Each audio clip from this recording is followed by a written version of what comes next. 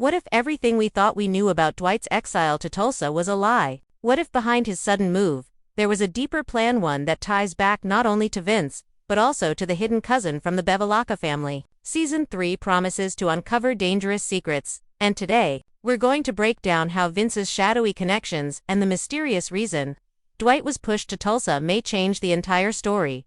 Before we can understand why Dwight was sent to Tulsa, we need to look at where he stood in the criminal world before the exile. Dwight was never just another soldier in the mob. He was old school, respected, and feared. He carried the code of silence and loyalty that many of the younger generation in New York had already forgotten. But respect comes with a price, and in Dwight's case, his loyalty to the family turned into a burden that others wanted to exploit.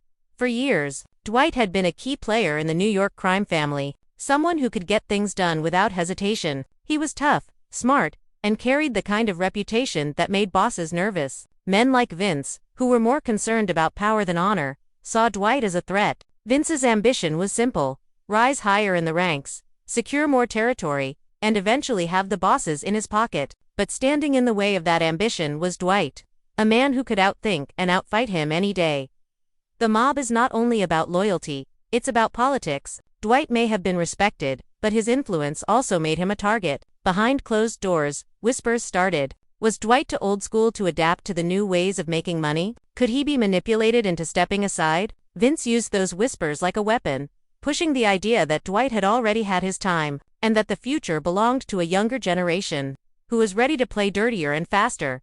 But there was one problem: Dwight's reputation. Sending him away or sidelining him wouldn't be easy. If done carelessly, it could spark division inside the family. No one wanted a direct war with Dwight, but they couldn't allow him to stand in the middle of their plans. So the bosses came up with a solution that looked like punishment, but in reality, it was strategy. They exiled him to Tulsa, a place far from New York, where Dwight could neither influence the family's politics nor challenge Vince's climb to power. On the surface, it was painted as a punishment for Dwight's actions, but beneath it all, it was a chess move designed to clear the path for others.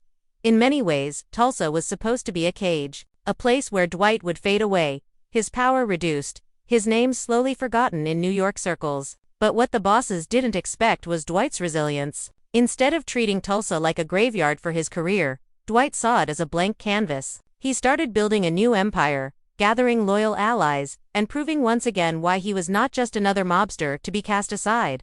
And here's where Vince's role becomes more important. Because Vince didn't just want Dwight out of the picture, he wanted him completely removed from the game. Vince knew that as long as Dwight breathed, there was always a chance he could return to New York and reclaim his influence. That fear fueled his next moves, and eventually connected him to someone who could give him the edge. He needed the Bevilaqua cousin.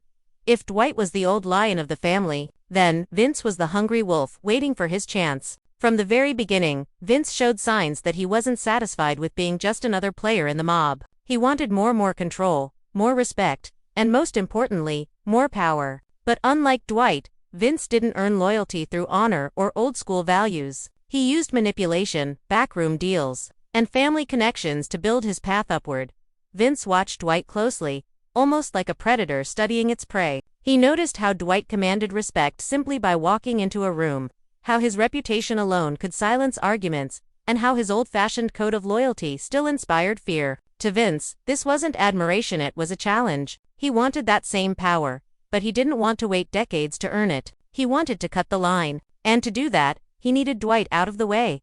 The first move Vince made was subtle. He whispered into the ears of the bosses, hinting that Dwight was out of touch with the modern world of crime. The mob wasn't just about extortion and protection rackets anymore, it was about drugs, cyber schemes, and international connections. Vince painted Dwight as an outdated figure, a man living in the past, clinging to traditions that no longer made the family money. Slowly, he planted the idea that Dwight's presence was holding them back from bigger profits. But Vince didn't stop there. He began building his own network, both inside and outside the family. He made quiet promises to soldiers who felt overlooked, gave favors to men who were desperate for recognition, and even started making alliances with people the bosses normally wouldn't trust. To many, it looked like Vince was just being ambitious, but in reality, he was laying the foundation of his own power base. And then came the family connection that changed everything. Vince had ties to the Bevilaquas, a family known for their ruthlessness and their deep roots in mob history. On the surface, it seemed like a distant bond. But in the world of organized crime, even distant blood can be turned into a weapon. The revelation that Vince was connected to a Bevilaqua cousin gave him leverage. It meant that he wasn't just another soldier climbing the ladder, he was someone with ties to an older, respected name in the underworld. This connection became the secret card he could play whenever he needed to prove his worth. To the bosses. This is where things got interesting. With Dwight in Tulsa, Vince began moving faster. He filled the power vacuum, took over key operations, and started flexing his muscles in ways he never could while Dwight was still around. But Vince didn't just want money or territory, he wanted the throne. He wanted to be the one the bosses turned to, the one feared by allies and enemies alike. To achieve that, he knew he had to make sure Dwight never came back from exile. In Vince's eyes, Dwight's exile wasn't just about Tulsa, it was about opportunity. While Dwight was busy building his empire far away, Vince used his time in New York to plant deeper roots. He made himself indispensable, a man the bosses needed to keep close. Every time Dwight's name came up, Vince was there to remind them that the past should stay buried, that Dwight was better off forgotten in Tulsa. Yet deep down, Vince was never fully at peace. He knew Dwight wasn't the kind of man who simply disappeared. Dwight was a fighter, a survivor, someone who could turn nothing into something powerful. That thought haunted Vince, and it pushed him to strengthen his ties with Bevilaqqua's cousin even further. He didn't just want to sideline Dwight, he wanted to erase him, permanently. This ambition, however, came with risks. In the mob world, overreaching can get you killed faster than betrayal. Vince had to walk a thin line, balancing his hunger for power with the need to appear loyal. To the bosses, he played the role of the eager younger member, always ready to serve, but in the shadows, he was preparing for the day when he would no longer serve anyone. He wanted to lead, and with Dwight out of the picture, he believed that day was coming sooner than anyone expected. What Vince didn't realize was that Dwight's exile to Tulsa wasn't weakening him, it was sharpening him. And while Vince plotted in New York, Dwight was rewriting the rules in Tulsa, creating something even the bosses couldn't ignore. The stage was set for a collision, one that would pit Vince's hunger for power against Dwight's fight for survival. For years, the Bevilaqua family name carried weight in the underworld, even when they weren't directly involved in New York's daily power struggles. Their reputation was like a shadow that never disappeared: old money, old blood, and a legacy of violence that had been whispered about for generations. So when the reveal dropped that Vince was tied to the Bevilaqua family through his cousin, everything about the game changed. This wasn't just a personal connection, it was a revelation that shook the balance of power from the ground up. At first, the connection sounded simple: a cousin in the family, another relative who had stayed quiet and off the radar for years. But anyone who understands mob politics knows that no detail is ever small. Blood ties mean loyalty, and in this world, a cousin from a powerful family is more than just a relative, it's a weapon. For Vince, it meant that his rise was no longer just about his ambition. It was backed by the weight of history and tradition. The bosses suddenly had to look at him differently. He wasn't just Vince the climber anymore, he was Vince with Bevilaqua blood. What made this reveal so powerful was the timing. It didn't happen when Dwight was strong and unshakable in New York. It came after Dwight had been exiled to Tulsa, after his reputation had been reduced to whispers, after the bosses thought they had clipped his wings. By introducing Bevilaqqua's cousin at this point, Vince turned what was once a quiet family connection into a banner of legitimacy. Now, every deal he made, every soldier he recruited, and every word he whispered carried the weight of an old family name behind it. For the New York bosses, this was both opportunity and risk. On one hand, a Bevilaqua connection meant strength. Aligning with Vince gave them access to allies, history, and perhaps even new resources. On the other hand, it meant giving Vince more power than they originally intended. Power in the mob is like fire: it warms you when it's under control, but burns everything when it spreads too far. By backing Vince with Bevilaqqua's cousin, the bosses risked creating a figure who could one day challenge their very authority. But here's the part that truly twists the knife.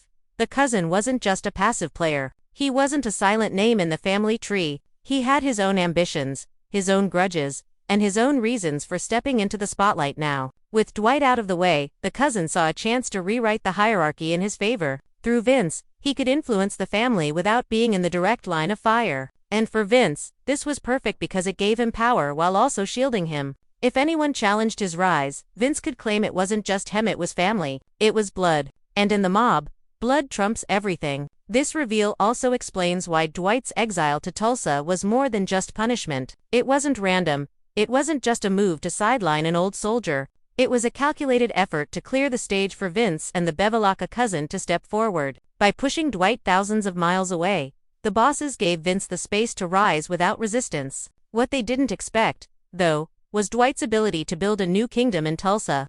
One that didn't need New York's approval. The cousin reveal doesn't just change Vince's personal story, it sets up a larger clash of families. On one side, you have Dwight, building his own empire from the ground up in a city that was supposed to bury him. On the other, you have Vince and Bevilaqua's cousin, weaving old bloodlines and new ambitions into a force that could dominate New York. It's not just about territory anymore, it's about legacy. Which family will control the narrative, the history, and the future of organized crime? And let's not forget, the Bevilaqua family name carries enemies too. Old rivals, forgotten debts, and blood feuds that never truly ended. By stepping into the spotlight now, the cousin risks drawing those shadows back into the fight. Vince may think this connection makes him untouchable, but in reality, it may make him a target in ways he never imagined. Aligning with an old name means inheriting both its power and its baggage. For viewers, this reveal is more than a twist, it's a key. It explains not only why Vince has moved the way he has, but also why Dwight's story in Tulsa feels like destiny rather than punishment. The cousin's presence turns Season 3 into something bigger than a simple power struggle. It becomes a war between past and future. Between loyalty to blood and loyalty to chosen allies.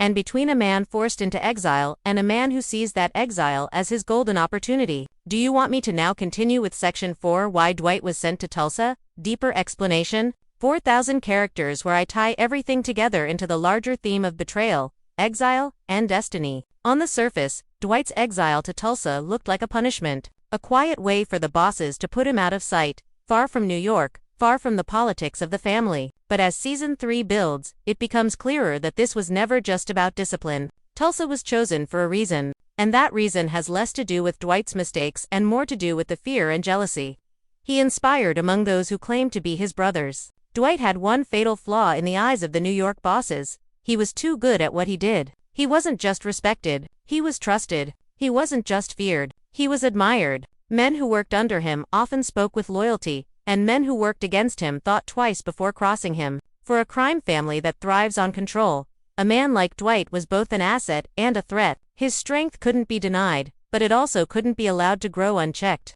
Sooner or later, his presence alone could tip the balance of power in ways the bosses didn't want. This is where Vince's whispers began to pay off. The bosses were already uneasy with Dwight's influence. Vince added fuel to that fire, painting Dwight not as a loyal soldier but as a man who might eventually carve his own throne. He suggested that Dwight's old-school ways made him unpredictable, and that his loyalty to the family wasn't as unshakable as it looked. Piece by piece, he helped convince the bosses that Dwight needed to be removed from the board, but without bloodshed, because killing Dwight would have sparked outrage. Exiling him, though, that was cleaner. But why Tulsa? Why not some other city where Dwight could be forgotten? The answer lies in strategy. Tulsa was far from New York, yes, but it was also a blank slate. Unlike Chicago, Miami, or Vegas, it wasn't already locked down by rival families. It was open territory, untouched by the same web of mob politics. By sending Dwight there, the bosses thought they could test two things at once: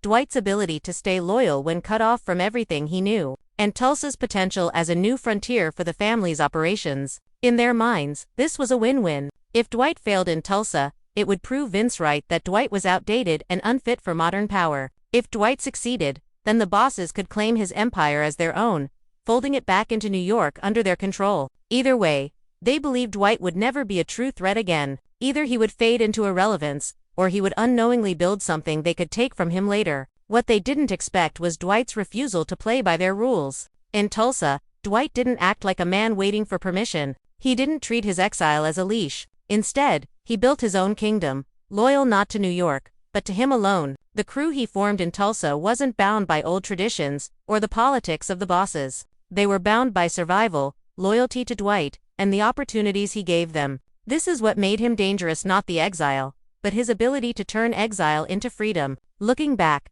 Dwight's exile feels less like punishment and more like destiny. The bosses thought they were burying him, but they were planting him instead. Tulsa became his soil, and from it, he grew stronger than ever before. While Vince and Bevilacqua's cousin played their games in New York, Dwight was proving that he didn't need their approval to rise. He could build something new, something untouchable. And here lies the deeper irony. By sending Dwight away, the bosses created the very monster they feared. They gave him the distance he needed to break free from their grip. They gave him the space to build without interference. And in doing so, they ensured that when Dwight returned to the stage, whether to reclaim power in New York or defend what he built in Tulsa, he would be stronger, sharper, and more dangerous than ever. For Dwight, Tulsa wasn't exile. It was rebirth. It was proof that he wasn't just a soldier in someone else's family, he was a king building his own. And for Vince and the Bevilaqua cousin, that's the nightmare they never saw coming. They wanted him gone, forgotten, erased. Instead, they turned him into the one man who could truly challenge their rise. So why was Dwight sent to Tulsa? Because fear and ambition pushed the bosses into believing it was the safest move. Because Vince's ambition demanded Dwight's removal. Because the Bevilaqua cousin needed a clear path into the spotlight. But the truth is, Tulsa was never Dwight's prison. It was his battlefield. And in Season 3, that battlefield is about to explode.